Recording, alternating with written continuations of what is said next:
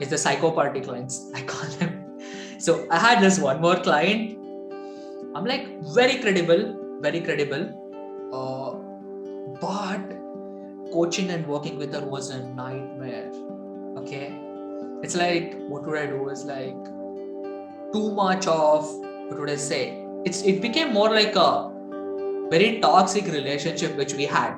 No accountability, very demanding, very rude, no respect for your time, calling you anytime at night, 10 in the night. And it's like, whenever I try to make an effort, she'd be very rude and she bawled and cried in the sessions, which is okay, I understand as a coach. And then she said, I had a bad day. Basically, she was very, very rude. And I'm like, dude, I would never ever want to work with you. The psycho party. Be careful with people.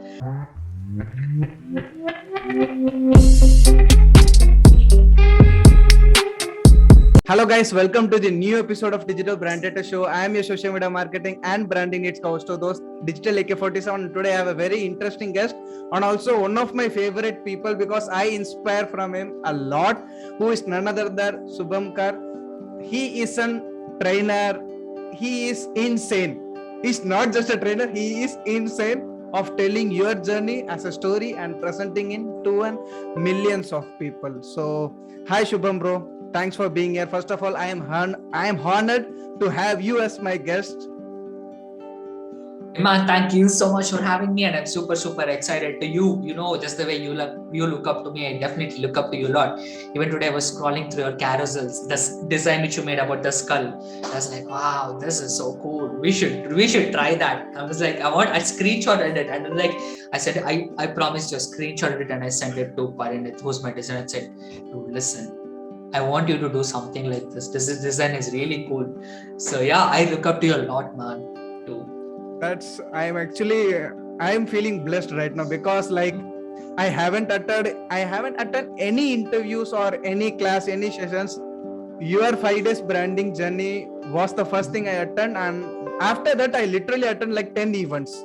You gave me that spirit and you gave me that belief that not every workshops or not every shows are just wasting your time, but actually your work and your hard work, that's it. I can't talk anymore about it. I'm glad, man. I remember you were at the session and you were literally, the one of the first thing was, so usually when other branding people come to my sessions, it's okay, right? A lot of them come to see, let me see what this dude has. But that's okay, fine with me. Some other branding people come and learn from me. I learn from other branding people. But you were there like just like a normal person, participating every day, doing all the assignments. I really appreciate that, man. Okay, and let's start with the first question, which is like, we know Shubhankar doing branding, training, journey, and more of the things. But we want to know that your audience and my audience doesn't know that what is Shubhankar after his laptop and system shutdowns? What you do off? What do you do actually when your system and work is off? It's a very good question. Contrary to what people think, I'm a really introverted person. I'm super introverted. And I'm just a very private and closed off person, actually. Though I'm out there doing trainings, addressing people, putting content, I'm just a very private person. Here's what all the things are like. I genuinely like reading a lot of books. I go book shopping. Okay. The second thing what I like is I really like gaming. I'm like a hardcore Counter-Strike gamer. I have my own clan. I'm the leader of a clan. I recruit people from different countries. I really like that. And most importantly, I'm like a voracious learner. I mean, to just give you an insight, I constantly learning and evolving because I come from a teacher's family and I'm just obsessed with learning. Here is what I learn every day. Monday, I have a coach who teaches me sales and profiting. That is the business side of this. The non-business side of things, Mondays I train in Muay Thai. Tuesdays, I train in Tuesdays is for copywriting. Okay, another different coach. At the same time, Tuesdays I train in boxing. Wednesdays is sales and automation. At the same time, Wednesdays I train in jiu-jitsu. Thursdays I have high ticket closing. Like how do you close high ticket? I have a coach who teaches me that. It's a group coaching thing. But again, Thursdays I come back and we train in wrestling. Friday is completely how do you build business systems and operations. I come back and I train in how to just fight. So this is what I do when I'm off the laptop. I'm either learning or I'm or I read a lot of stories though, and I watch a lot of anime. I game a lot, but whatever I do, I'm super introverted. My phone, my WhatsApp phone has 169 to 170 unread messages. Not on intention. I have forgotten about it. I get calls after calls. It's just that I'm a very introverted person on the inside. After I shut the laptop and everything, I like to spend time with a lot of my friends, my close people and everything. So that's how I am. After I shut off the laptop, I'm completely opposite and introverted. No, actually, I am lucky that I at least got a reply from you for this interview. No, no, man. No, nothing. I really want to do it from a long time though. Yes, but it's okay because I actually wanted you to be the first guest of the show, but it's okay. But now it's like I have added extra 0. You are the 10th guest of this show. Awesome, man. We'll go. Yeah, I really appreciate all the things you do. Yes. Okay, so the next question is, which is like an kind of a personal question, but it's up to you to ask or answer for this question, which is like, being from a teacher's background, how many times you have thought that rather than doing this, if I would have been a teacher, would I be a great teacher or not? To be honest, even till today, I think of myself as a teacher itself. I'm a coach, a storyteller, and then I'm whatever the branding guy is. So whatever here's what I learned. Money is super, super important to whatever you do. There's a part of it which my team handles, taking care of social media handles, building a couple of brand automations and everything. But deep inside, I'm a teacher. One more thing I forgot to mention. After all this stuff, I have students who are school children who are like misfits, who were told you are too dumb in school. I teach them, and I have a 12-year-old guy. I teach him everything I know. I teach him about YouTube. I teach him about Chrome plugins. There's another kid I used to teach physics. I used to teach a kid how to ride bicycles. I used to teach this girl about communication, storytelling. So coming to your question, I am still a teacher. It's just that I do it in a modified way. I'm still inside. I don't call myself a businessman, entrepreneur, branding guy. I'm just a guy, a coach who likes to tell stories. That's my whole identity inside. No, actually, I respect that because basically, like, I have seen many branding people, because coming from the branding niche, I know that I really meet many of the people like, I do branding strategy, I do branding creation, I do branding blueprints. When I saw you, like, when I received your notification, because before that I was just I have messaged you for like, bro, your content, I have something suggestion for your content. Yes, you were actually inspired with that, and you are happy with that. Basically, I'm even like, dude, someone's giving me feedback. I'm like, basically, no, I actually give a lot of suggestions to other people as well. Some are like, get the hell out of here, man. What do you know about my branding? Or like, bro, I'm being a branding designer. I at least have that some knowledge that this can actually enhance your presence. Then later, like, okay, while I'm exploring your profile, like, wow. So basically, you are doing branding stuff, but in your own way. So that's the thing, like, I want you as my guest. So, and the next day I received the notification of the 5 days brand challenge. Like, okay, I want to get in, man. I haven't been any workshop or any invitation or any coaching. I want to be you are actually my first online teacher. Yeah. So, yes, that's what I'm really passionate about. I mean, any day I'd be teaching stuff. I like to teach. One of my things after I become pretty much, I mean, if it wasn't for Corona, I'd go to government schools and teach children. I work with cancer affected kids. I teach there also. It's just what I do at my core. The other side, I realized money is also important. So other things, there are cool plugins. Add-ons like, the branding stuff, the automations and all. I like to teach it more, but to do it, I have a team. I don't do it for people.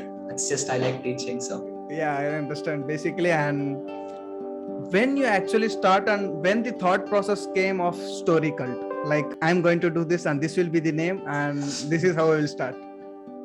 Awesome. That's a very great question. So I've been into this whole training and coaching since I was 17, right? So when I was 17, I used to work in a movie theater, sell popcorn, clean place to support my family.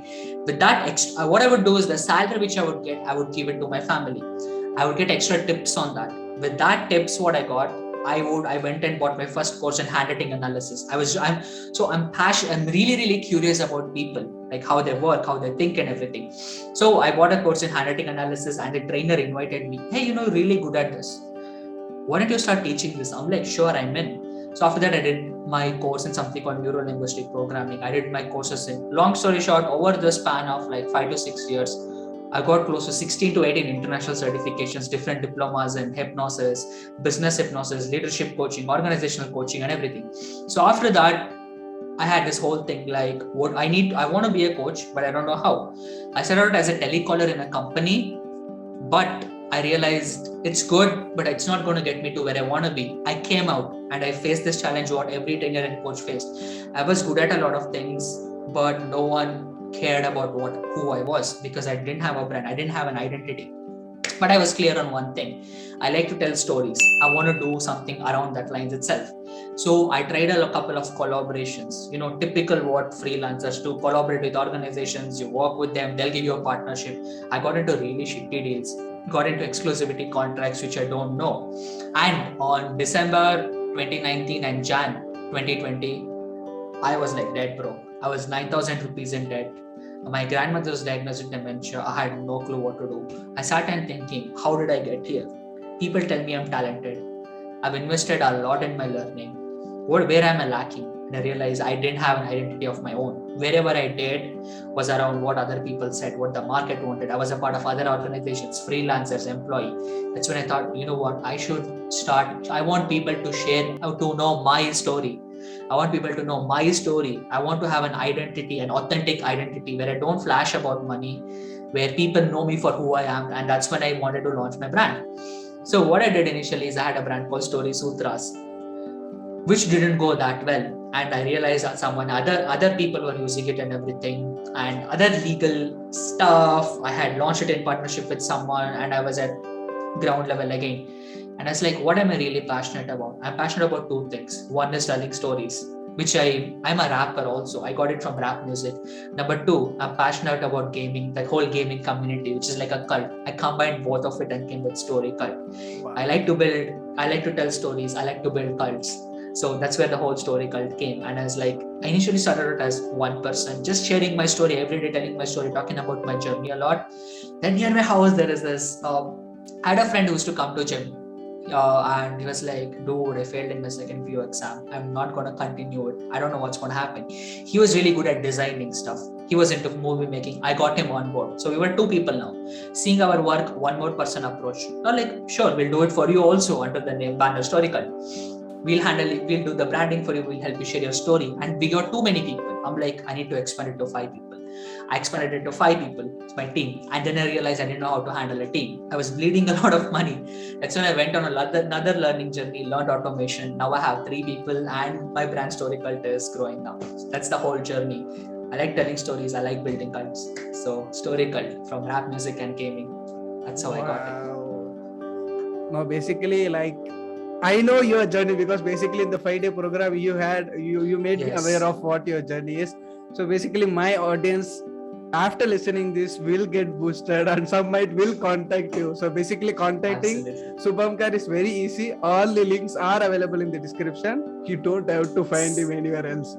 And the next question which I want to ask is, apart from many skills, how to engage with people, how to interact with people, I just want to an suggestion or your point of view, basically, which kind of people is too hard to engage with him or to tune with him into your niche? Okay, that's, you mean whom do we find difficult to work with or something like that? Yeah, kind of work with, or selling him our point of view, or like asking for an opportunity, anything like that. Okay, so by the way, I wrote a post yesterday night about this, and after going through interacting with lots and lots of people, so there was a time when I should up to 100 hours of one-to-one coaching every month. These are the 3 to 4 types of people you should avoid at all costs from my perspective, especially when you're doing high ticket, right? What we do is premium. So the first kind of people, we call it as the lazy. So what I had come up with a name. Okay, the first kind of people are lazy people. Lazy people. So what they do actually, the first category is lazy rich. So these people just dump money on you and think that, you know what, just because I gave you money, you want to get me results. I don't want to get involved in any way. So a client story. I had this client, knew him from a very long time. It's like, hey Shubhankar, I've seen you growing. Since you are a telecaller to building your brand, I want you to do it for me. I was like, sure, awesome, I know it to you. So we usually don't do it for people, but I was like, I agreed. He paid the money. And then I was like, it was a pretty horrible experience because he felt that just because he's paid the money, he doesn't have to get involved in any way. Right? And then he started tracking. It went to the tune of, I want to know what you did in this day. I'm like, dude, what the fuck? I'm not your employee, man. So we delivered what we were delivered to and we closed it up. First, if people are not genuinely passionate and they don't want to get involved, they don't want to get their hands dirty, be involved in it, don't work with them. Second is the psycho party clients, I call them. So I had this one more client. I'm like, very credible, but coaching and working with her was a nightmare. Okay, it's like, what would I do? It's like too much of, what would I say? It became more like a very toxic relationship which we had. No accountability, very demanding, very rude, no respect for your time, calling you anytime at night, 10 in the night. And it's like, whenever I try to make an effort, she'd be very rude and she bawled and cried in the sessions, which is okay, I understand as a coach. And then she said, I had a bad day. Basically, she was very, very rude. And I'm like, dude, I would never ever want to work with you. The psycho party. Be careful with people. The third kind of people are the time wasters. This might not be a client, but this might be like a prospect thing where they're not essential. One, these people don't want to shell money no matter what. Okay? These people don't want to shell money no matter what. They're like, a lot of times I come across people who want to be like, dude, I'm a coach, you're also a coach. I will coach you. Will you coach me for free? I'm like, no, that's not going to happen. We don't work that way. But they don't tell it upfront. Right? So one of the things we do while onboarding clients is we ask them straight away, hey, what do you want? This is the result. Our services will cost you this much to this much. This is the budget range. Do you have that budget? Because we want to be clear going upfront. We are happy to give you a free session and give you value, but we want to be clear upfront. They're like, yeah, we have money. Then they come up with all options. They're not willing to invest in themselves. The third people are the time investors. So these are the three people I feel you should avoid at any cost. Because money is important, but in the end, no penny is worth your peace of mind. If at night, if you're stressed out, one is healthy stress, growth and everything. I understand, we all go through it, versus this you getting pissed off, annoyed. It's not like when I see your message, I'm like, dude, you just texted me, I wonder what it is. I get happy. Versus there are some people when they text you, be like, what does he want now? That shouldn't happen. So these three clients we avoid at any cost. Doesn't matter how much money they give. No, basically, even though I had a client like him, basically he wanted to do social media marketing. At the time, I was not pitching any services because later on, after attending your session, I was like very clear that I will be a content creator. I don't want to do any services or I don't want to do anything. Later, then like he came to me like, I want to do social media marketing with you. Dude, I just said I'm not providing any services. If you want a consultation, there is a 30 minutes free consultation and there is a $50 consultation call. If you want this, you can book those. I can help you with the strategy, but I can't work for you. Like, no, I'm ready to pay you like that. How much you are ready to pay? It's like $35. And what you want from me? You want to handle all the accounts and you want to post the content. Like, bro, do one thing. Take a water bottle, throw it on yourself and just get the fuck out of here. Okay, I just now said that I'm actually charging call of $50 for a consultation and you're wasting literally my time. Like that's the worst consultation ever of my life, Shubham bro. Basically like 3 hours my time waste. Basically I was about to shoot my YouTube video just 5 minutes before he called me. Like he wasted my 3 hours. I got frustrated and the whole week I didn't posted even a YouTube video. Happens, man. Happens. So later I decided, a learning process. Yeah. So later I decided that if there is any call related to services, cutting it. Just no thanks, cut it. That's it. Even though if it is $1,000, $2,000, $10,000, I don't care because I am straight clear that I am a content creator. I will be creating content for my audience, not to sell services. That's it. And still people reach out to me, especially for branding design. So no, that's the one service I can provide for them very happily because that's the one thing I can be strong enough and I can help them actually. So later like, okay, So as of now, I'm taking only design clients, but no digital marketing. Like I'm done with it. I don't need it. Yeah. So it's a process where we learn who we are not. Like I realize it. Sometimes there are some people who are like, who do only that. They're happy doing digital marketing for others. Like you are a content creator and I call myself a coach. We would never ever do, it's called done for you services. We would never ever do something for them. I realized it's just too much of a burden on our head, and it's like they wash our hands and we are accountable for everything. I resonate to that. Those kinds of clients are like a huge no-no for us. There might be people who do it, God bless you. There'll always be people who do it. So yeah. Basically, I like to help people, but not to be a burden for any people. So that's why I've cut off like literally 10-15 clients, and now I have like only 3 to 4 clients. Those who are actually very tuned in with me and like, Ashok bro, whatever your services are, we will pay for you, and we are not giving you any deadlines or any dates that I want within this day. You want to give us, you give us, that's it. But we want your work for us, that's it. Like, yeah, these are the clients, those who actually will support us and will be our back for the last of our life. True. That's also there. Yep. And the next question which I want to ask is like, being your years of experiences in this coaching industry, so do you think that these online courses will dominate offline coaching? That's one of the, this is like a favorite question of mine. So one of my mentor, her name is 𝘽𝙤𝙢𝙢𝙢𝙢 says, you don't need another course, you need a coach. So coming to your question, will online courses dominate? Well, it depends on what online courses are.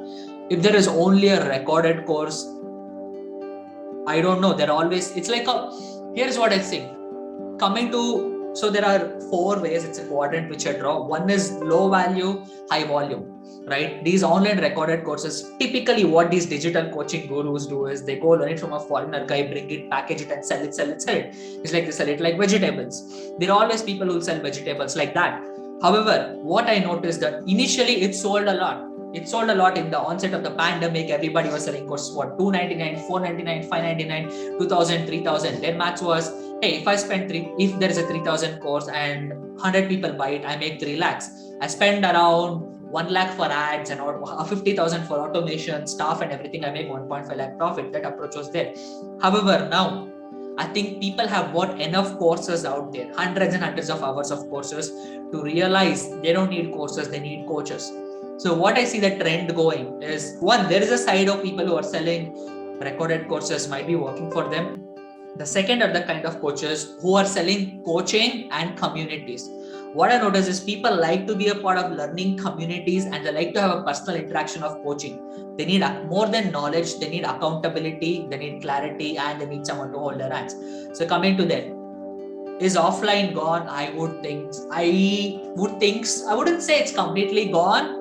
Only few people can pull the offline events off, because it involves a lot of costs. You need to target local demographics. Most of the times the location, the cost is like more, the profit margins are less compared to online. So I think online will stay, but offline only would work for masterminds. Like some people I know, like recently one of my mentors had a mastermind in Las Vegas. People from different countries flew there. Those kind of premium events would work. But if it was someone doing low ticket events offline, I would suggest just go to online, because I would say it would work against you. You could do it online itself and give the same value. So online coaching and communities will work. Recorded courses, some people work, but offline, if you're a premium person who charges, like I know people who charge like 20,000, 30,000 for 2 days, 3 days, that would work for you, because that would be an exclusive event. Or else most of online, in my opinion, is just going off. No, though this is actually a great point of view of yours, because basically we are seeing, because in our country we know that if we want to conduct an event, like we have to book for a place, then we have to arrange for some beverages, then people, chairs, PPTs, projectors. But nowadays it's like, it's just a Google Meet or Zoom link. That's it. To invite like hundreds of people and just start chatting with them. That's it. Absolutely. So yes, that's my opinion about online coaching versus offline coaching. And the next question which I want to ask is, what's your secret tips or hacks that you use for yourself and you haven't shared to your audience? You can share it over here. Okay, what haven't I shared? Because I usually share everything. Okay, give me a minute. Let me think. Okay, take your time, bro. What haven't I shared to people?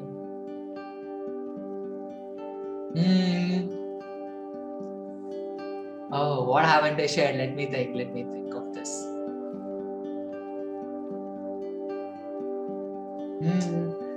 Okay, give me a minute. Let me just Take your time. Because I usually share everything. What haven't I shared? Okay. I have shared this, but I need to stress this out. A lot of people have this thing called self-made people or self-made brands, self-made businesses. I don't talk about this much often, but I want to tell this.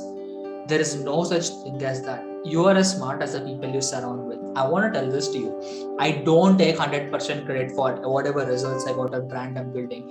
A huge part of it is to my friends, is to my girlfriend, is to my mentors who are out there. I have this privilege. Like even today, I have one of the key mentors in my life. His name was 𝙽𝙤𝙢𝙢𝙬 He was the president of Bangalore Stock Exchange, the world's youngest stock market president, right? So I started out by tailing him. Wherever he would go, I would take a camera and go with him. Then I was in a business mastermind. I would tail other people and I built connections there. Even today, for everything, as much as possible, I try to hire a coach. Be it for my fitness, be it for a diet, be it for anything. I don't stress this often, but it's way easier if you have smarter people to help with you. Like I told, be it sales, be it for automation. I learned it from this person. He's 21. He's a best-selling author. I learned automation from him. Instagram. There is this 18-year-old kid who was all the way in North India and here. I paid him money and learned. I think I would rather hand money and take the knowledge and systems and take the resistance in even building it than doing it on my own.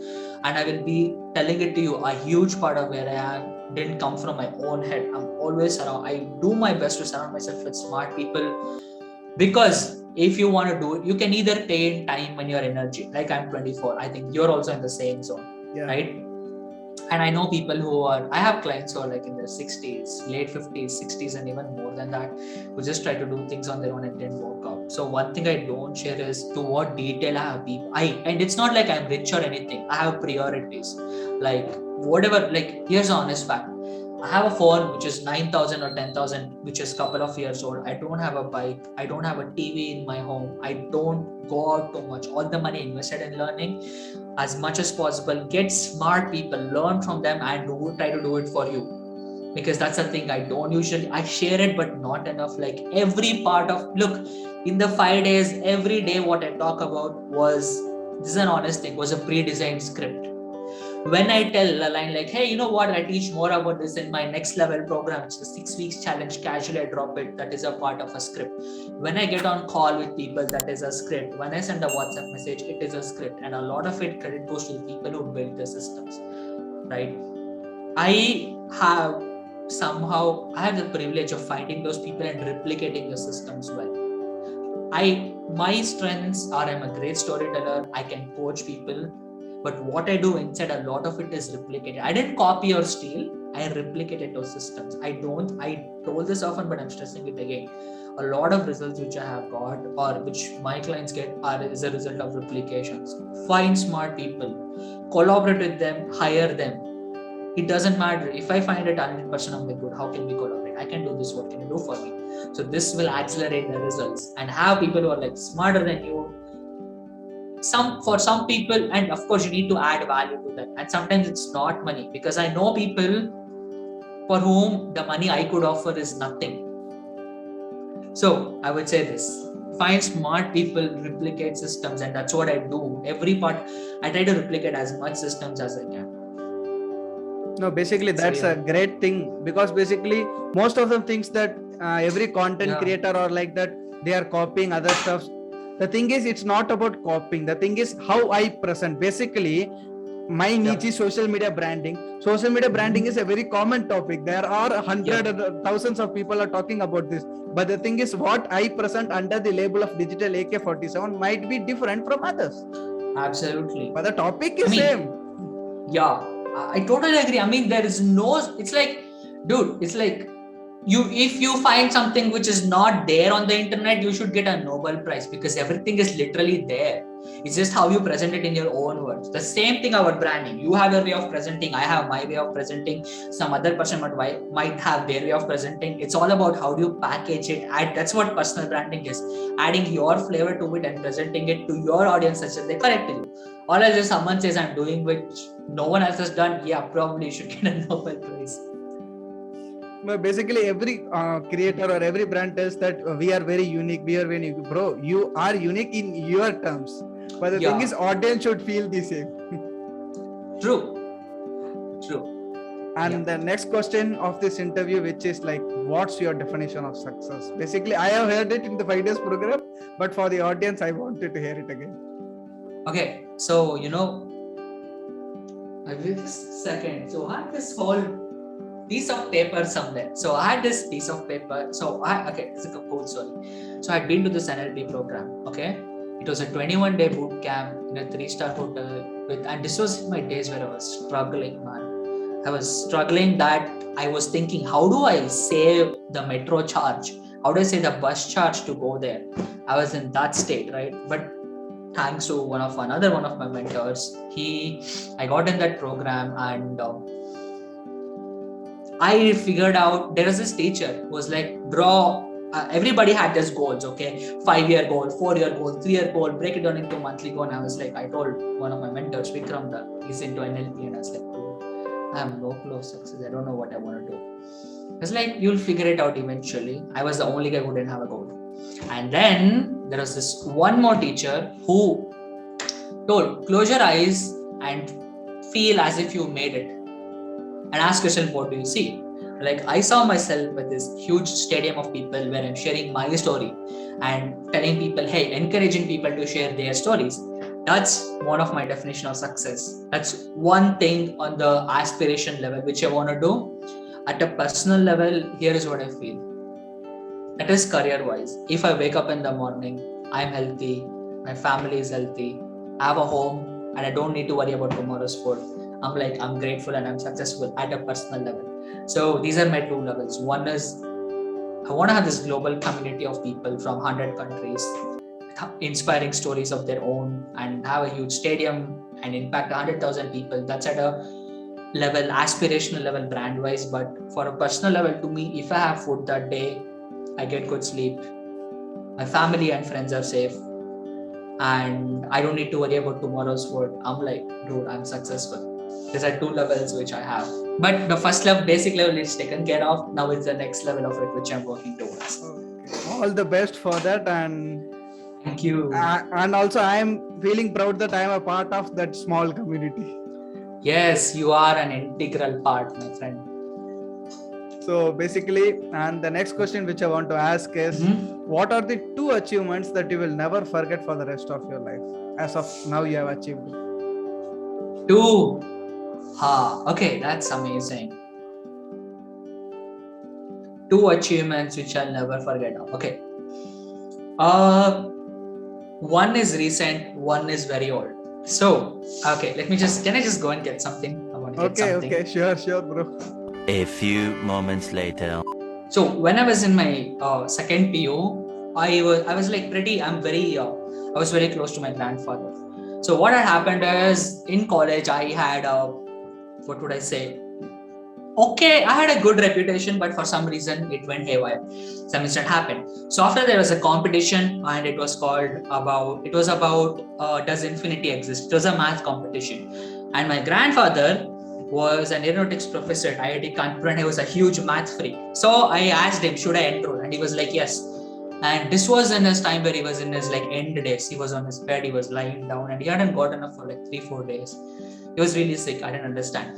So I went to this competition and I did my presentation. Everybody said it's amazing. I'm like, yeah, I'm sitting. So my friends and I, we were chatting. They announced, and the prizes for Does Infinity Exist? Our third prize, some college. And I was like, yeah, we're gone. And we were chatting, eating, in conference halls, big, you eat something, you're just chatting. And second prize goes to someone.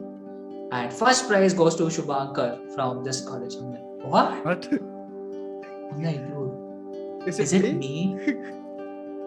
Are they serious? And I was like, they called my name again, yes, Shubhankar. And I got this thing. It's little test. I got this huge thing out there. Wow. I got this whole thing. I remember this. I brought it and I showed it to my grandfather. And my grandfather, who hadn't gotten up in days, he took it and he suddenly sprung from his bed and sat down. I'll never forget it. He passed away sometime later. But I'm like, yeah, this is like huge one. I got this really big one. This is one of the achievements I will never forget. The second one is when it was more than a year ago, where I was struggling. I was in debt and everything. And when I started building my brand, I had only a mobile phone. We didn't even have a Wi-Fi in my home then, because it was too much to afford. So I had this mobile phone. I would sit in the garden in our house and I would do this.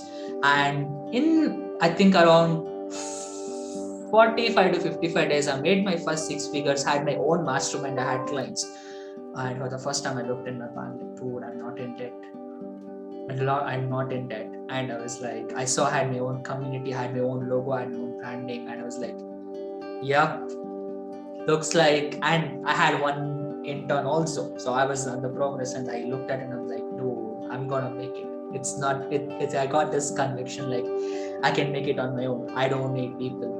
I can make it on my own. So these are the two things. When I got my first 4 clients, I think it was 4. I got my first 4 clients in 55 days. I made my first 6 figures, which I'd never thought. All I wanted was like 50 to 20,000 a month, way before when I was working with people. I made my 6 figures and I had one intern. My social media, I had my own brand, and people knew me as a storyteller. Hey, this Shubhankar Storyteller. So that's the thing. So these are the 2 things, achievements I'm like, I'll never forget. No, actually, the first one actually like kind of made me emotional. Like I was also repeating the same that, is it me? Even though I was repeating you. And after that day, I was known as Infinity. I'm like, hey, this is Shubhankar Infinity. And I was called by that all throughout college. Even today, my gaming name is Infinity. So that stuck to me.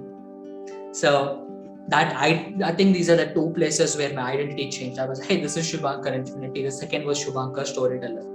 And a couple of days later, the third thing a small incident where I felt successful was 2 to 3 years ago. I was working in this company and I had this boss who was really good, but I wanted to grow more and there are limitations. He was like, dude, look at you don't have any presence. He Googled my name and said, look, nothing comes up. You need at least 10-15 years to pop up. Okay, you need to do a lot of hard work. You need to have experience. Then only you will become known on social media. And a couple of months after I launched my brand, I was just checking in. I googled Shubhankar Storyteller, and the front page full my results came. And I was like, dude. And I told myself, from now on, I'm not gonna have a visiting card. And this is like a fun thing, which is really proud for me. I don't have visiting card. Someone asked, what do you do? I said, like, Google me. Wow. So when I saw that first front page, when people Google Shubhankar Storyteller, the whole front page was filled with my stuff. I'm like, okay, awesome. I know it. I can make it further. So the third is a micro one. The first 2 are like big ones, which I'll never forget. All that future that it comes, I made multiples of it. I grew more people. I got more clients. I coached more people. I have a bigger community. I have a paid mastermind now. But compared to these 2 things, they're all things that seem okay. No, these are some great achievement, and I haven't heard, like, recently I did a 10 interviews and like did so much consultation, but these achievement will be one of my favorite, because you have a special seat in my life. So these are an valuable moment for myself. So that's it for this interview. And yes, you wanted to tell something, Awesome, Shubham? No, that's it, man. I was like, this awesome. After talking to you, I'm thinking, man, I should also start interviewing people, because I am so introverted, so inside. I don't post too much. I go live sometimes and I post videos, but not too much. I'm like, you know what? I should also interview people. Okay, and the one more question, like I usually ask every my audience, which is like, how was the digital Brandator show experience? Awesome. It was really, really amazing. The authenticity and the genuine interaction which you'd like to have with people. A lot of times I've done a lot of interviews, but for them it's like, how do I pull this guy's crowd, or how can I maybe get some clients? But your genuine authenticity, and I respect you a lot and the work which you do. It's really, really amazing, man. And it was an amazing experience. I'm inspired by this show, and I was like, dude, I need to start a show of my soon, and I want to interview you also. I'd like to have you on my show. This is what is going on in the back of my mind. Sure. Basically, like, I know that for me, Subham bro is just a text away, and you also know that I am just a text away from you. That's it. Yes, man. So it was a really, really amazing experience. I'm going to remember this interview. It's like awesome. So guys, that's it for this interview. If you like this interview, do share this with your friends, and don't forget to follow Shubhankar on LinkedIn and Instagram. And he's soon going to start his 5 days of brand story challenge. Even though Design brand challenge. Yeah. So I will add that link as well. And don't forget to hit like. If you have a question, you can definitely ask those in the comments. Hit that subscribe button. That's what Shubhankar and me worth it for this content and this valuable interview. See you in the next episode with another interesting guest. Till that, get connected and stay updated. Peace out.